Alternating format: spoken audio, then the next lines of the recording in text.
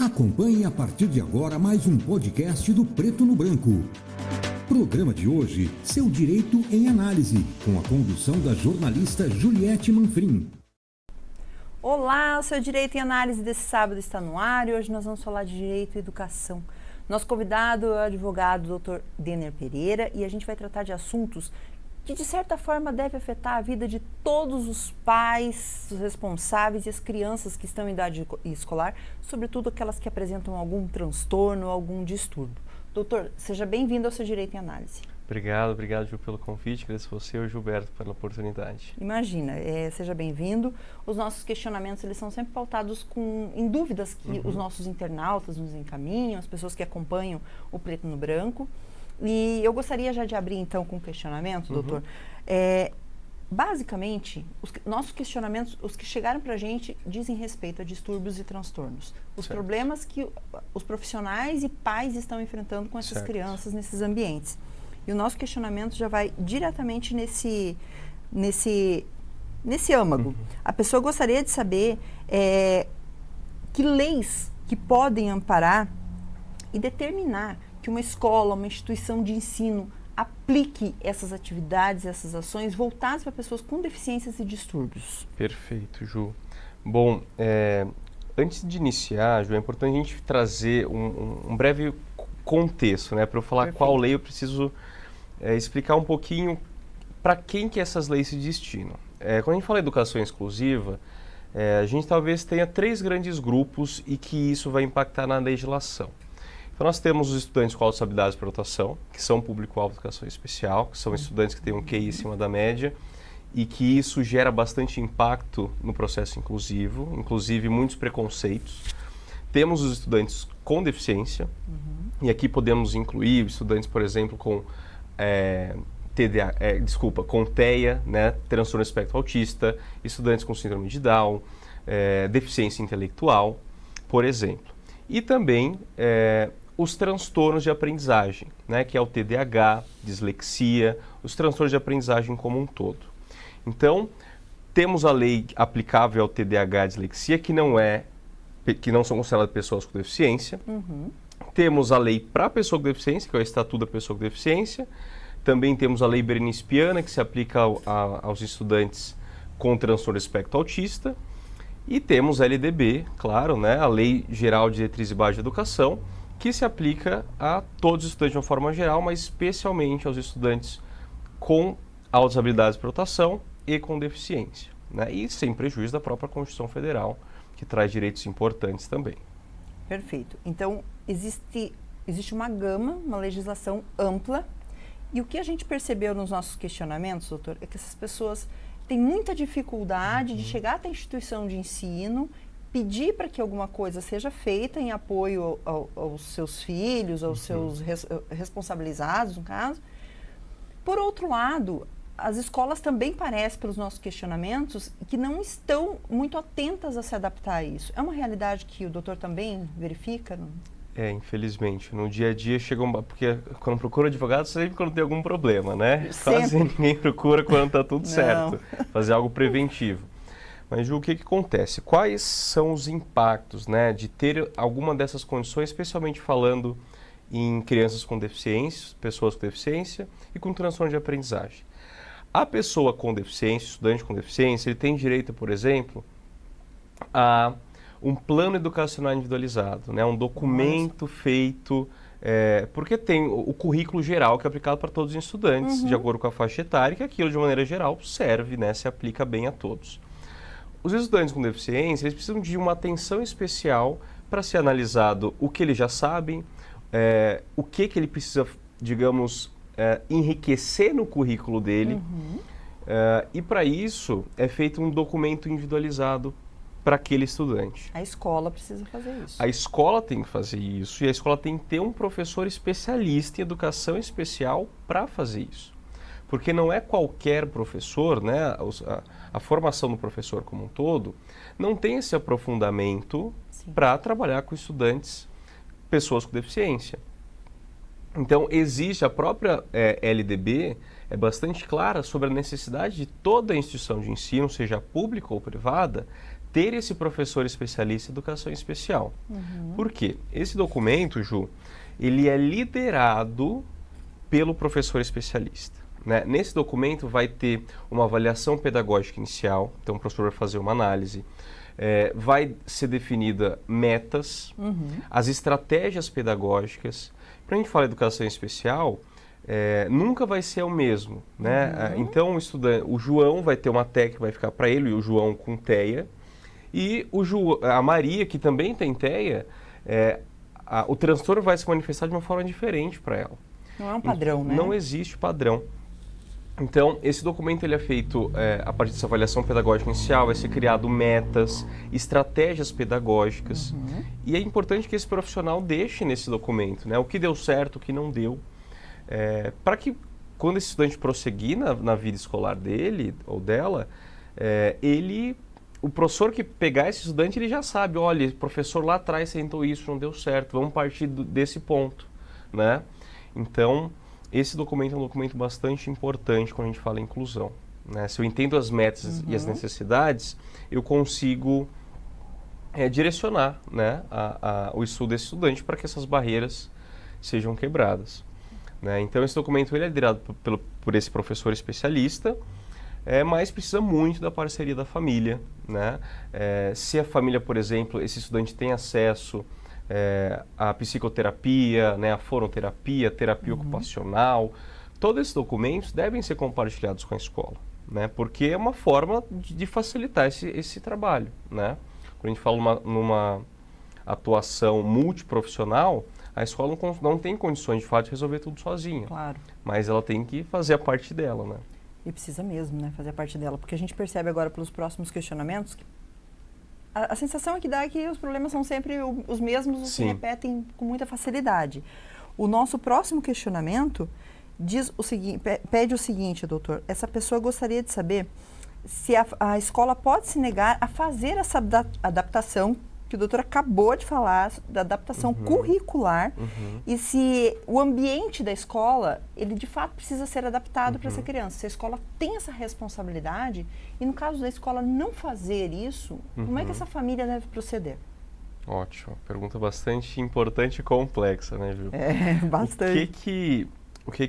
Qual que é o primeiro passo, né? Então, vejamos, como que geralmente, tá? Nem sempre isso é um padrão, mas como que geralmente, digamos, no mundo ideal, né, o que aconteceria? A família chegaria até a escola e falou, olha, temos uma avaliação, né, um laudo que diz que esse estudante tem transtorno espectro autista ou tem deficiência intelectual, né?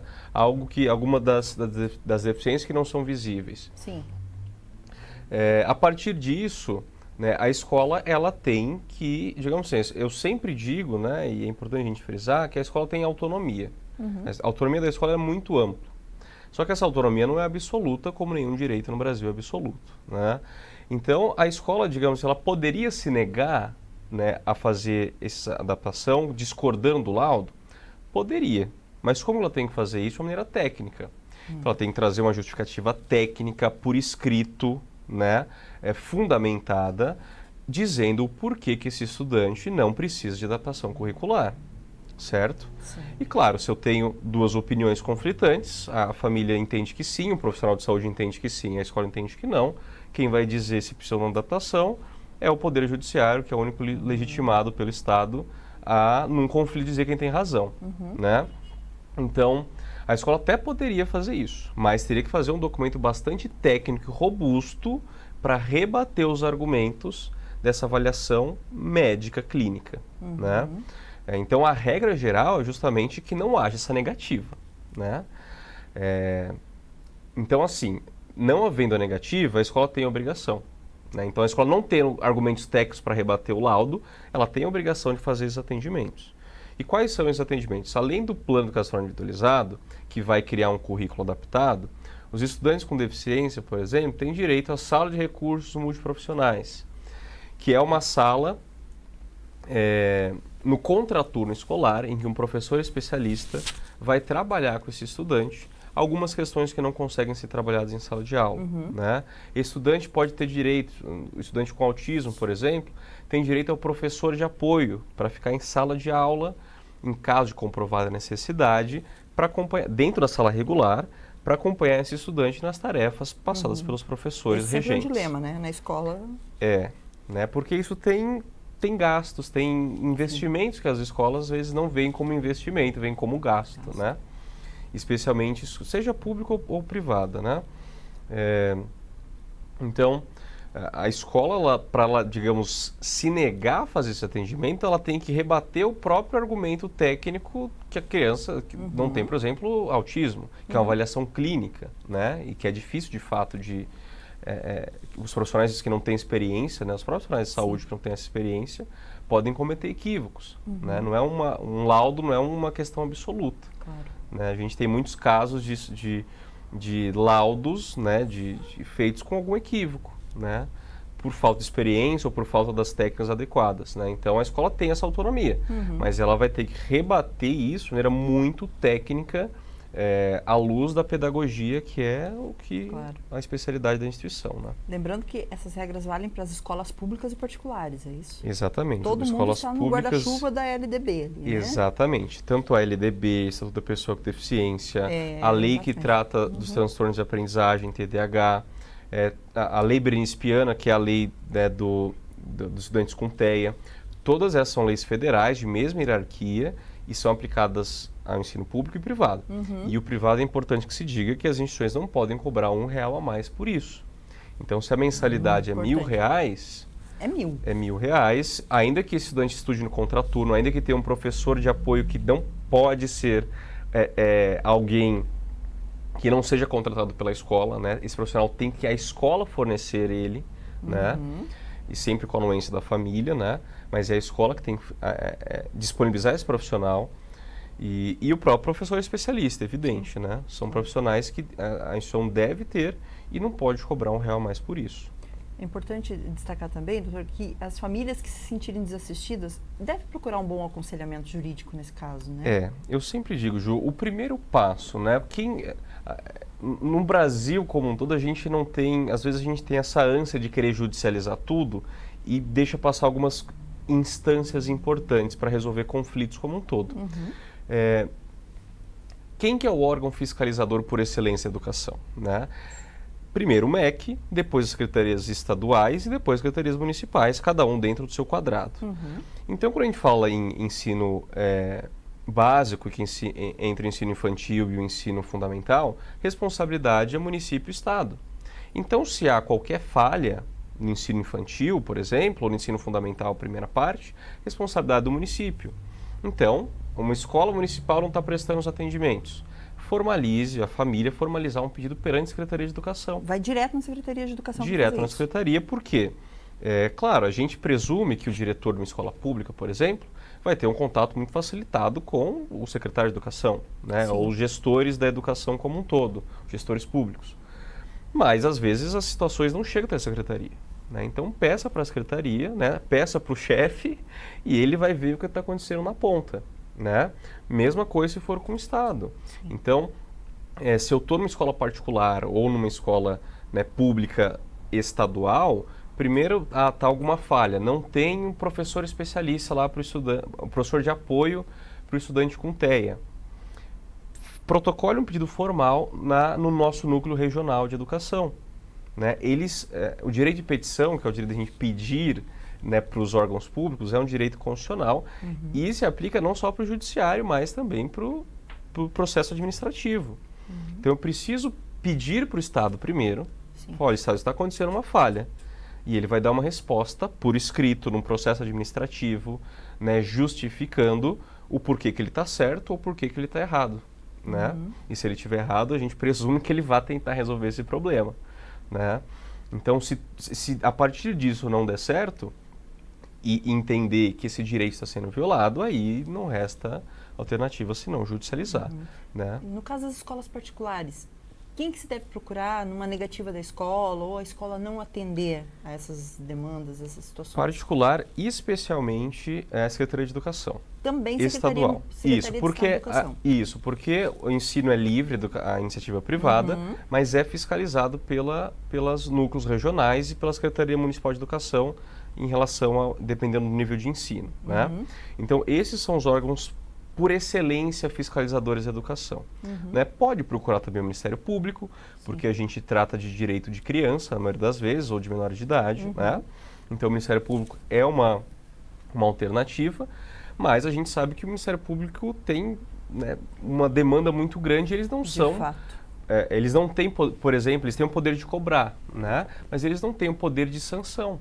Então, se uma escola privada, por exemplo, viola uma lei federal, LDB, por exemplo, ela pode até, em último caso, até perder o direito a concessão de poder vender esse produto educação, né? Que é a pena mais drástica, que seria um descredenciamento, por exemplo. O Ministério Público não tem esse poder. Ele vai cobrar, enfim, pode entrar com processo, responsabilizando os gestores, mas ele não tem esse poder dele, na ponta, resolver o problema, né? O poder sancionatório. Então, o órgão por excelência, Secretaria de Educação, municipal, estadual, dependendo do nível de ensino, inclusive das escolas particulares. O importante é não negligenciar, né?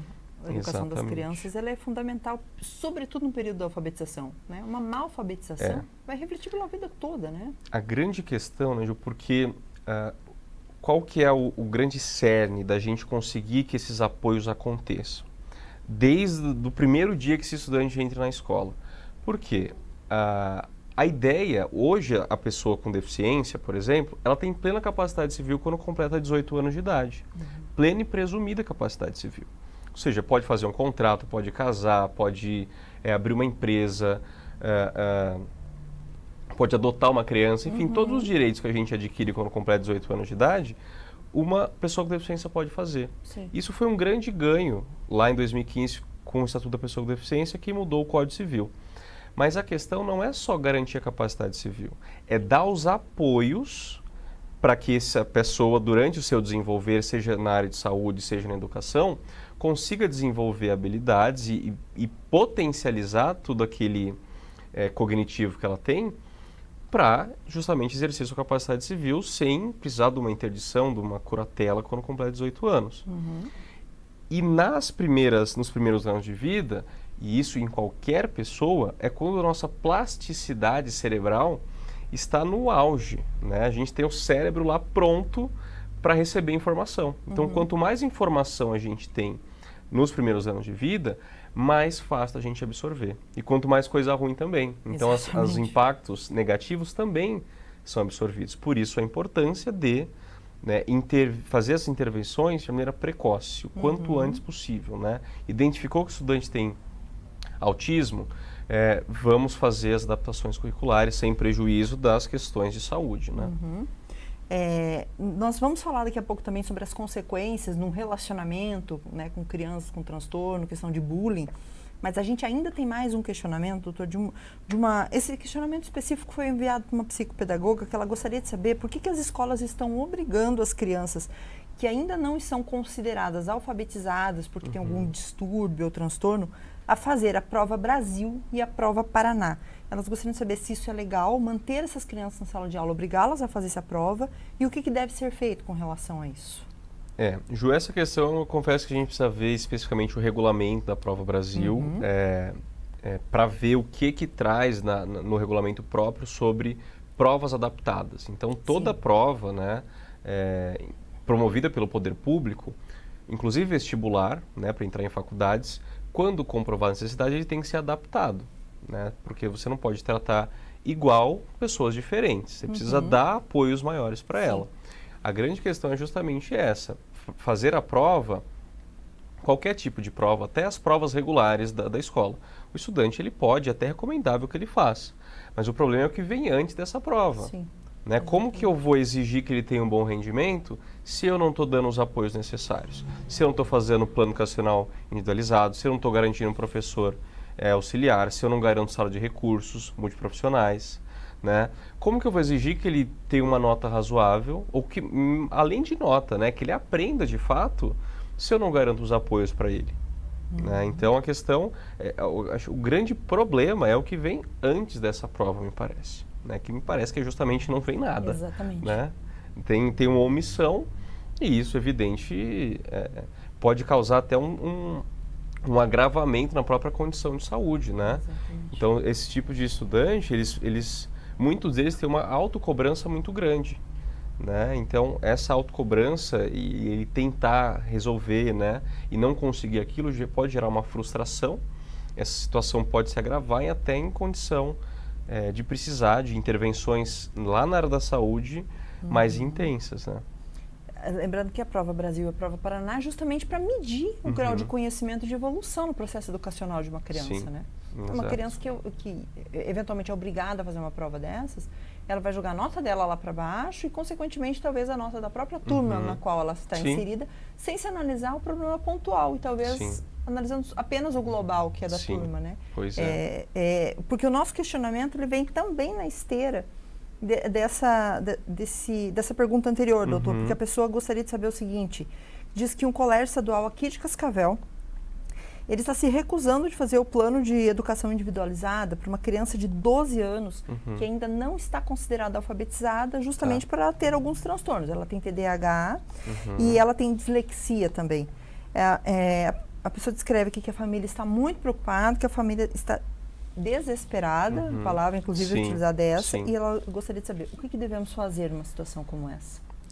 Então, nesse caso, se é um estudante com TDAH e dislexia, vai aplicar a lei, uma lei recente, que é 2021, que trata justamente desse público de estudantes, tá?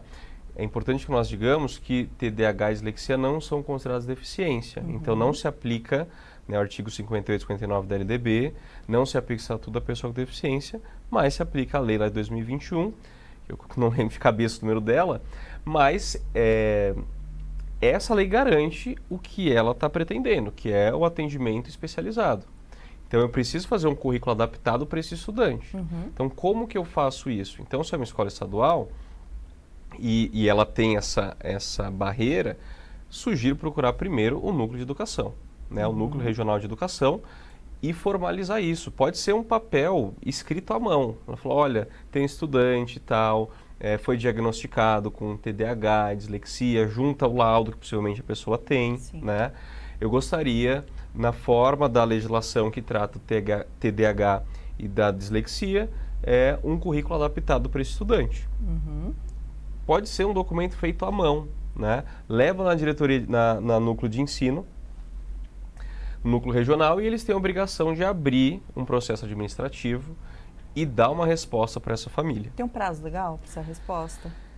Essa é sempre uma discussão, né, esse prazo. Nós não temos um processo, uma regulamentação própria no estado do Paraná sobre esses prazos, mas o que se entende razoável, que pode ser que dependa de algumas diligências, que dê prazo para escutar a diretora, depois retorne, mas geralmente um prazo razoável que a gente diz que o processo administrativo deve ter pelo menos 30 dias, né, para se cobrar. Digamos, é pouco tempo, não é de um ano para o outro. Não. Né? É uma resposta, tem que ser um período razoável, que é um critério subjetivo, aberto, mas não pode demorar 1 ano, 6 meses para dar uma resposta. Né? Até porque é uma situação, convenhamos, que é simples pelo menos de entender, né? Se tem um erro, basta você ir até a escola e saber se foi feito esse documento ou não. Digamos que nada foi feito. A recomendação, reforça-se a recomendação procurar o Ministério Público mesmo com a sobrecarga ou já judicializar? O Ministério Público é importante porque é mais alguém cobrando. Né? Um órgão muito sério, muito respeitado, temos excelentes promotores aqui em Cascavel, e que é mais um órgão cobrando. Né? Só que, como eu disse, o Ministério Público não tem poder decisório. Não é o Ministério Público que vai fazer o PEI. Né? Não é ele que vai fazer esse documento, ele vai cobrar para fazer. Ele vai fazer uma recomendação, uma o Ministério Público não pode, por exemplo, ele arbitrar uma multa para a escola que a escola não fazer. Quem tem essa atribuição é o judiciário. Então, reclamar, fazer esse pedido do Ministério Público é importante, mas por vezes o Ministério Público não vai considerar uma resposta séria também, como o caso exige. Né? E aí é judicializar. Né? Infelizmente, a nossa defensoria pública não é muito bem estruturada, né? A gente tem um problema no Paraná em relação a isso, que poderia ser uma alternativa, né? Principalmente para famílias que não têm condições de contratar um advogado. Mas se não, é procurar um advogado, quem tem condições, advogado da confiança, para trazer como última alternativa, né, buscar o Estado por meio do Poder Judiciário, para tentar, por meio das sanções que só o Judiciário pode trazer, conseguir esses documentos. Né? É importante também que o advogado tenha um conhecimento e atuação na área de educação, né? Até para não fugir dessas regras todas, dessas leis todas. não existe durante a faculdade, né, uma matéria lá de direito à educação, né? É algo muito específico e que trata de trata indiretamente de direito administrativo, trata de direito civil, trata de direito constitucional, né? Direito das crianças e adolescentes, do próprio ECA. Então, é importante que seja especialista porque se a gente faz o pedido errado perante o Poder Judiciário, isso tem bastante consequência processual, né? Pois é, e além do que, talvez um pedido errado também, certamente ele vai demorar ainda mais para que a solução do problema seja efetivamente implantada. Justamente, né? Casos como esse são casos de antecipação de tutela, né? A gente tem que provar a probabilidade do direito e o perigo de dano. E quando a gente não consegue, né, a tutela antecipada, isso também é um problema. Né? Então é importante que eu tenha que o advogado que vai atuar nesse tipo de caso, a advogada, junte um arcabouço documental bastante sólido, robusto, para justamente forçar, né, e demonstrar para o judiciário que você tem probabilidade do direito e tem um perigo de dano, né, em não garantir esse direito de imediato. O nosso próximo questionamento, doutor, eu acho que boa parte disso já foi respondido com as outras perguntas, mas a pessoa gostaria de saber o seguinte: ela diz que o sobrinho dela tem um grau severo de autismo, ele está iniciando o processo de alfabetização e a escola se recusou em contratar um professor auxiliar para que possa fazer o acompanhamento dessa criança. Eles gostariam de saber se eles já devem judicializar. Só vou fazer um parênteses porque algumas pessoas têm essas dúvidas em relação ao grau, né? O grau severo de autismo, que a gente fala hoje em suporte, né? Nível de suporte menor ou maior. Independente do grau, da severidade ou do grau de suporte, todo estudante com autismo tem esses direitos assegurados. Nesse caso específico, por se tratar de um grau severo que demanda um apoio maior, uma atenção maior, até para a saúde e segurança do próprio estudante, dos próprios colegas de turma, dos próprios professores, entendo que primeiro tem que ter o pedido administrativo. Ela tem que ter isso documentado que ela pediu. Por quê? O que justifica um processo no Brasil é uma pretensão resistida. É de um lado uma pessoa quer uma coisa, de outro a pessoa diz que ela não tem direito. Então eu preciso disso, né? Até quando a gente vai fazer uma analogia, né, um pedido para o INSS. Eu me machuquei e preciso do auxílio doença do INSS. Primeiro eu tenho que pedir para o INSS. Eu não posso entrar direto no judiciário. Né? Preciso que o INSS diga se eu tenho direito ou não. Se ele disser que não, eu achar que sim, aí o judiciário vai me trazer uma resposta. Né? Mesma coisa em relação ao direito à educação. Primeiro eu preciso fazer esse pedido administrativo. Ter isso documentado, né? Seja pela negativa, seja pelo tempo na demora na resposta. Né? E aí, a partir disso, teria-se condições, claro, tem que analisar os documentos todos, né? Não pode falar de maneira genérica, mas tendo a comprovação do transtorno, tendo essa negativa, em tese, haveria condições de judicializar. Perfeito, então. Nosso outro questionamento diz o seguinte: essa pessoa diz que trabalha em uma escola, ela não disse se é professora ou não, mas que trabalha em uma escola, tem uma criança com TDAH que está sofrendo bullying. Ela sabe que a família já foi à escola, conversou, né, pediu para que alguma medida fosse adotada, mas que nada foi feito. Ela gostaria de saber o que essa família pode fazer, porque certamente ela deve estar notando a angústia da família e da própria criança. Ela gostaria de saber o que essa família deve fazer. A lei do TDAH ela não trata nada específico sobre isso. Então, o que a gente vai aplicar é a lei geral, a LDB, as normas protetivas da criança e adolescente como um todo. Então, nesse caso, alternativas talvez o Conselho Tutelar, né? O Conselho Tutelar ele tem a função não é só de ir atrás dos pais quando os pais são negligentes. Também pode o Conselho cobrar da própria instituição de ensino que medidas sejam adotadas, né? E sem prejuízo de sempre. Quando a gente fala em direito, né? A gente precisa documentar tudo isso. Não basta que eu pedi para a diretora e a diretora se negou, não falou nada, foi omissa. Né? Teve uma conversa, claro, se der para resolver conversando é sempre melhor. Claro. Mas se não, documente isso. Faça um pedido, olha, está aqui, aconteceu isso, o que você vai fazer? Né? Porque no momento que eu documento isso, eu exijo, né, que a outra parte, o Estado, a administração pública, até escolas privadas, me dê uma resposta por escrito. Né? Se for uma reunião, que faça uma ata dessa reunião.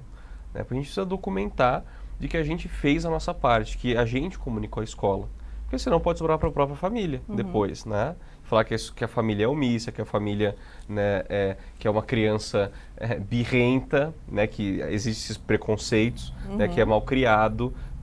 Claro, imagine, uma criança que não tem, uma criança com TDAH, né, transtorno de déficit de atenção e hiperatividade.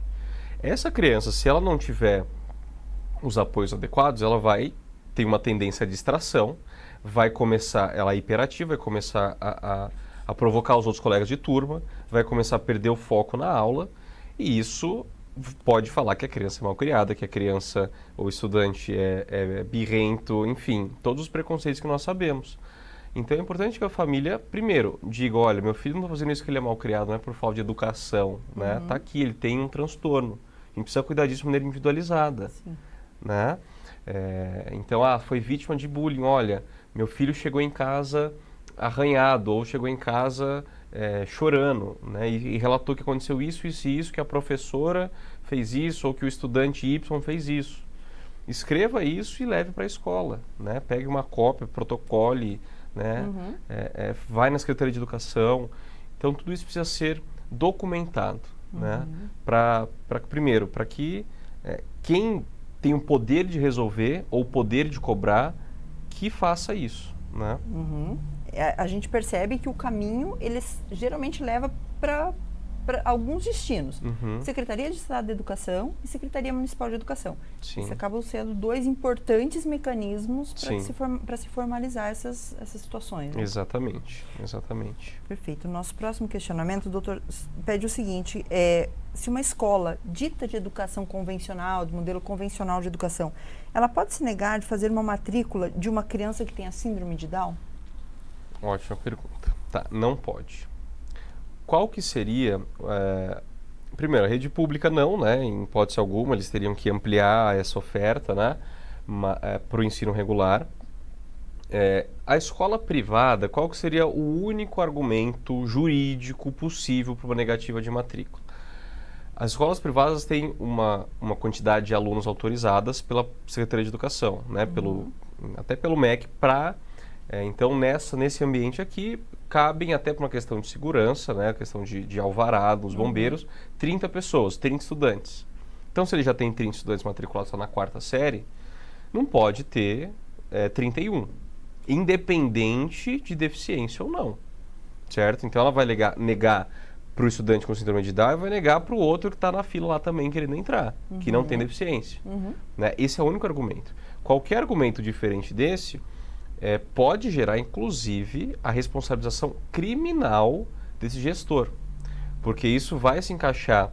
Nós temos uma lei de 1990, que agora não lembro, na década de 90, que eu não lembro o número, que diz que a negativa de matrícula de pessoa com deficiência é crime, além de se encaixar no próprio Estatuto da Pessoa com Deficiência, que trata nos seus artigos finais, depois ali do artigo 85, salvo engano, sobre crimes relacionados à pessoa com deficiência.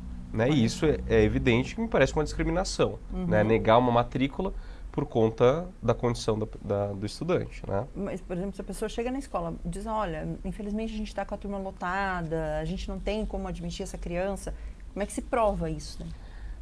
Boa difícil, pergunta. Né? Primeiro, né, você pode tentar confirmar essa informação, né, na Secretaria de Educação, porque é lá que essa informação vai bater. E caso não bata a informação, você já pode fazer justamente essa denúncia, essa reclamação perante a Secretaria Estadual de Educação, que tem um dever de fiscalizar esse tipo de situação. Até porque, veja, se eu tenho uma família que tem condições de pagar uma escola particular, né, que teoricamente, né, é uma instituição que pode dar um apoio maior para esse estudante, que vai oferecer, né, um ensino teoricamente, né, mais amplo, se esse estudante não é aceito na escola privada, ele vai para a pública, porque ele tem que estar matriculado em alguma escola, né?